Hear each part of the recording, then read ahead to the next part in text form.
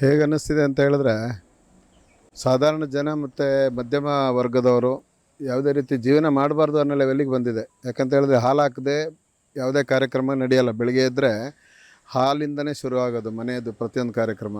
ನಂತರ ಎಲೆಕ್ಟ್ರಿಸಿಟಿ ಅದು ಕೂಡ ಅಷ್ಟೇ, ಅದು ಹೆಚ್ಚು ಮಾಡಿದ್ದಾರೆ. ಮತ್ತು ಮೆಟ್ರೋ ದರ ಈಗಾಗಲೇ ಹೇಳ್ದಂಗೆ ಮೆಟ್ರೋ ದರ ಕೂಡ ಹೆಚ್ಚಾಗಿದೆ. ಪ್ರಯಾಣಿಕರ ಸಂಖ್ಯೆ ಕಡಿಮೆ ಆಗಿದೆ. ಸ್ವಂತ ವಾಹನ ತೊಗೊಂಡು ಹೋಗ್ತಾರೆ ಮತ್ತೂ ತೊಂದರೆನೇ. ಆದಷ್ಟು ಸರ್ಕಾರದವರು ಇದೆಲ್ಲ ನೋಡಬೇಕು. ಯಾಕಂತ ಹೇಳಿದ್ರೆ ಸಾಧಾರಣ ಮನುಷ್ಯನಿಗೆ ದುಡಿಮೆ ಹೆಚ್ಚಾಗ್ತಾ ಇಲ್ಲ, ಆದರೆ ಅವಶ್ಯಕ ವಸ್ತುಗಳೆಲ್ಲ ಹೆಚ್ಚಾಗ್ತಾ ಇದೆ. ದಿನೇ ದಿನೇ ಅವನು ದುಡಿಯೋ ಮಾರ್ಗಗಳನ್ನು ಬೇರೆ ಹುಡ್ಕೊಳ್ಳೋ ಅಂಥ ಪರಿಸ್ಥಿತಿ ಬಂದಿದೆ. ಆದರೆ ಸಮಯ ಇರೋದು 24 ಗಂಟೆ ಅಷ್ಟೇ. ಅದರಲ್ಲಿ ಅವನು 12 ಗಂಟೆ ಮಲಗಿದರೆ ಉಳಿದಿದ್ದ 12 ಗಂಟೆಯಲ್ಲಿ ಅವನ ಪಾಪ ಆಲ್ರೆಡಿ ಕಷ್ಟಪಡ್ತಾ ಇದ್ದಾನೆ, ಇನ್ನೂ ತುಂಬ ಕಷ್ಟಪಡೋವಂಥ ಪರಿಸ್ಥಿತಿ ಬಂದಿದೆ. ತುಂಬ ಕಷ್ಟ. ಈ ಥರ ಆದರೆ ಜನ ಬೇಸತ್ತು ಹೋಗ್ತಾರೆ ಅಂತೇಳಿ ನನ್ನ ಅಭಿಪ್ರಾಯ. ಎಲ್ಲೋ ಒಂದು ಕಡೆ ಗ್ಯಾರಂಟಿ ಯೋಜನೆಗೋಸ್ಕರ ಈ ಥರ ರೇಟ್ ಆಗ್ತಿದೆ ಅಂತ ನಿಜವಾಗ್ಲೂ ಅನ್ನಿಸ್ತಾ ಇದೆ. ಯಾಕಂತ ಹೇಳಿದ್ರೆ ಅವ್ರದ್ದು ಗ್ಯಾರಂಟಿ ಯೋಜನೆಗಳು ಕೊಟ್ಬಿಟ್ಟು ಅವ್ರದ್ದು ಬೊಕ್ಕಸ ಬರಿದಾಗಿದೆ, ಅದನ್ನು ತುಂಬಿಸ್ಕೊಳ್ಳಿಕ್ಕೆ ಈ ಒಂದು ಮಾರ್ಗ ಉಪಯೋಗಿಸ್ಕೊಂಡಿದ್ದಾರೆ ಅಂತೇಳಿ ನಮಗೆ ಅನ್ನಿಸ್ತಾ ಇದೆ. ಹೇಳೋದೇನಿದೆ ರೀ, ಹಾಲಿನ ದರ ಹೆಚ್ಚಾಗಿದೆ, ಪ್ರತಿಯೊಂದು ಎಲ್ಲದೂ ಹೆಚ್ಚು ಮಾಡ್ತಾನೆ ಇದ್ದಾರೆ. ಈ ಗ್ಯಾರಂಟಿ ಯೋಜನೆ ಕೊಡ್ತೀವಿ ಅಂತ ಹೇಳಿ ಅವರು ಹಣ ಏನು ಕೊಡ್ತಾ ಇಲ್ಲ, ಜನಗಳ ಹಣ ತೊಗೊಂಡೇ ಜನಗಳಿಗೆ ಕೊಡ್ತಾ ಇರೋದು. ಅದರಲ್ಲೂ ಜನಗಳು ಹತ್ರ ತೊಗೊಂಡು ಜನಗಳಿಗೆ ಕೊಡೋವಂಥ ಇದು ಗ್ಯಾರಂಟಿ ಏನು ಬೇಕಾಗಿರಲಿಲ್ಲ. ಯಾರೂ ಗ್ಯಾರಂಟಿ ಜನ ಏನು ಕೇಳಿರಲಿಲ್ಲ. ನೀವು ಗ್ಯಾರಂಟಿ ಕೊಟ್ಟಿದ್ದೀರಾ, ಕೊಡಿ ಅಂತೇಳಿ ಅವ್ರವ್ರ ಜೀವನ ಅವ್ರವ್ರು ಮಾಡ್ತಾಯಿದ್ರು. ಗ್ಯಾರಂಟಿ ನಿಮ್ಮ ಸರ್ಕಾರ ಉಳಿಸ್ಕೊಳ್ಳೋಕ್ಕೋಸ್ಕರ ಗ್ಯಾರಂಟಿ ಕೊಟ್ಟಿದ್ದೀವಿ ಹಾಗೆ ಹೀಗೆ ಅಂತೇಳಿ. ಈಗ ಆವಾಗೆಲ್ಲ 20 ಪೈಸಾ 30 ಪೈಸಾ 50 ಪೈಸಾ ಹಾಲಿನ ದರ ಹೆಚ್ಚಿಗೆ ಮಾಡ್ತಾಯಿದ್ರು. ಈಗ ಒಂದೇ ಸಲ 4 ರೂಪಾಯಿ ಅಂದರೆ ಪ್ರತಿಯೊಬ್ಬರಿಗೂ ಕಷ್ಟ ಆಗುತ್ತೆ.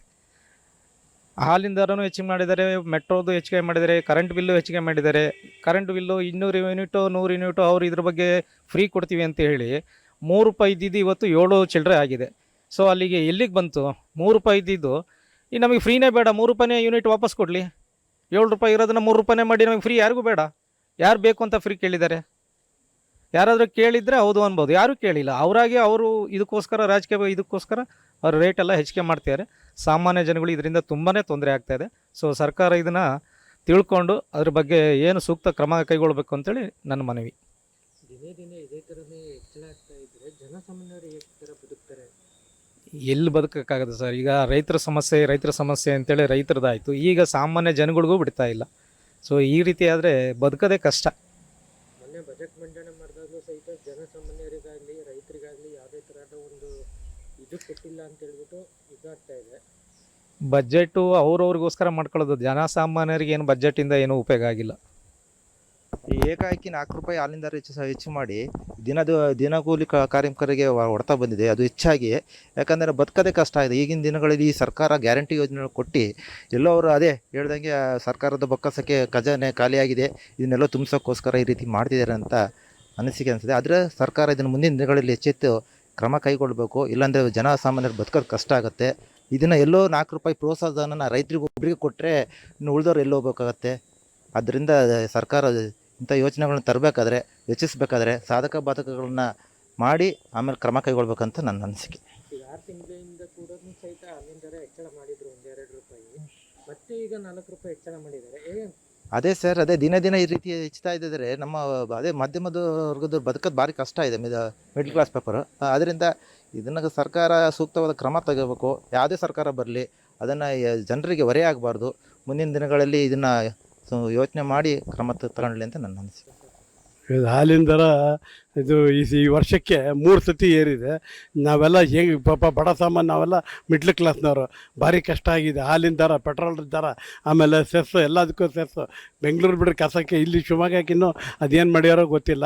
ಆಮೇಲೆ ಚಾಪಾಕ ಇದನ್ನು ಮನೆ ಬಾಡಿಗೆ ಕೊಡಬೇಕು ಅಂದರೆ ಇದ್ರಕ್ಕೆ ಚಾಪ ಇದು ತೆಗಿಬೇಕಾಯ್ತಲ್ಲ, ಅದು ಮಿನಿಮಮ್ 50 ರೂಪಾಯಿ ಇತ್ತು, ಈಗ 500 ರೂಪಾಯಿಗೆ ಮಾಡ್ಯಾರ. ಎಲ್ಲದೂ ರೇಟ್ ಜಾಸ್ತಿ ಆಗಿ ಫ್ರೀ ತಗೊಂಡು ಏನು ಮಾಡ್ಬೇಕು, ಅಲ್ಲಿಗೆ ಗಂಡು ಹೆಂಗೆ ಲೇಡೀಸಿಗೆ ಫ್ರೀ ಮಾಡ್ಯಾರ, ಗಂಡಸರಿಗೆ ಬಸ್ ಚಾರ್ಜ್ 15% 30% ತನಕನೂ ಏರಿದೆ. ಈ ಹಾಲಿನ ಕಡೆಯಿಂದ ಕಾಫಿ ಜೊತೆಗೆ ಹೋಟ್ಲಲ್ಲೂ ರೇಟು ಎಲ್ಲ ಜಾಸ್ತಿ ಆಗಿದೆ. ಮೊದಲೇ ಕಾಫಿ ಅರ್ಧ ಕಾಫಿ ಕೆಲವು ಹೋಟ್ಲಲ್ಲಿ ನಿಲ್ಸೇ ಬಿಟ್ಟಾರ. ಇಲ್ಲ ಅರ್ಧ ಕಾಫಿ ದೊರೆಯುವುದಿಲ್ಲ ಅಂತ ಬೋರ್ಡ್ ಹಾಕ್ಬಿಟ್ಟಾರ. ಮುಂಚೆ ಅರ್ಧ ಕಾಫಿ ಕುಡಿತಿದ್ರೆ ಈ ಮಿನಿಮಮ್ 15 ರೂಪಾಯಿ ಮಾಡ್ಯಾರ. ಈ ಕಾಫಿ ಕುಡಿಬೇಕಾದ್ರೆ ಏನು ಮಾಡ್ಬೇಕು, ಒಂದು ಕಾಫಿ ತಗೊಂಡು ಕಾಲು ಲೋಟ ಹಂಚ್ಕೋಬೇಕಾನ ಆ ಮಟ್ಟಕ್ಕೆ ಬಂದಿದೆ. ದಯವಿಟ್ಟು ಇದು ವಾಪಸ್ ತಗೊಳ್ಳಿ. ಹಂಗೇನೋ ಪ್ರಾಬ್ಲಮ್ ಆಯಿತು ಅಂದರೆ ಬೇರೆ ಕಡೆ ಹಾಕಿರಿ ದುಡ್ಡು. ಇನ್ನೊಂದು ಇದಕ್ಕೆಲ್ಲ ಬಡ ಜನರಿಗೆ ತೊಂದರೆ ಮಾಡಬೇಡ್ರಿ ಅಂತ ಸರ್ಕಾರ ಕೇಳ್ಕೊತಾ ಇದ್ದೀರಿ. ಈಗ KSRTC ಬಸ್ಸಿನ ದರನೂ ಹೆಚ್ಚಳ ಆಗಿದೆ, ಎಲ್ಲದೂ ಹೆಚ್ಚಳ ಆಗಿದೆ. ಅದೇ ಇವರು ಫ್ರೀ ಗ್ಯಾರಂಟಿ ಕೊಟ್ಟು ಯಾರು ಕೇಳಿದ್ರು ಯಾರನ್ನ ಅವ್ರ ಓಟಿಗೋಸ್ಕರ ಗೆಲ್ಲಕ್ಕೋಸ್ಕರ ಫ್ರೀ ಮಾಡಿಬಿಟ್ಟು ಎಲ್ಲ ಜನಗಳ ಮೇಲೆ ಆಗ್ತಾ ಇದ್ದಾರಲ್ಲ. ಒಬ್ಬರು ಜನ ಮುಂಚೆ ಆಗಿದ್ದರೆ ಬರೀ 5 ರೂಪಾಯಿ ನಂಗೆ ಇನ್ನೂ ನಾಲ್ಕು ಇದೆ ಕೆಲವು ಹೋಟ್ಲು ಬರೀ 10 ಪೈಸೆ ಜಾಸ್ತಿ ಆಗಿದ್ದಕ್ಕೆ ಗಲಾಟೆ ಆಗಿ ಎಲ್ಲ ಆಗೋದು. ವಿಷಯನೇ ಜನ ಮರ್ತೇ ಬಿಡ್ತಾ ಇದ್ದಾರೆ ಅಂತ. ಜನಗಳು ಮಿಸ್ಟೇಕು ಅಂತ ನಮ್ಮದೇ ಮಿಸ್ಟೇಕು, ಯಾವ ವಿಷಯಕ್ಕೂ ಹೋಗ್ತಾ ಬೇಡ ಆಗಲಿ ಬೇಡ ಎಲ್ರಿಗೂ ಏನಾಗುತ್ತೆ ಹಂಗೆ ಅಂತೇಳಿ ತಳ್ಕೊಂಡು ಹೋಗ್ತಾಯಿದ್ದೆ. ಗೊತ್ತಿಲ್ಲ ಮುಂದೆ ನಮ್ಮಂಥವ್ರು ಬದುಕೋದೇ ಕಷ್ಟ ಆಗಿದೆ. ಈ ಕಾಫಿ ಕುಡಿಯೋದು ನಿಲ್ಲಿಸ್ಬೇಕು, ಓನ್ಲಿ ಡಿಕಾಕ್ಷನ್ನೇ ಕುಟ್ಕೊಂಡಿರೋಣ ಅಂದರೆ ಇದ್ರದ್ದು ಕಾಫಿ ರೇಟು ಜಾಸ್ತಿ ಆಗಿದೆ. ಹಂಗಾಗಿದೆ.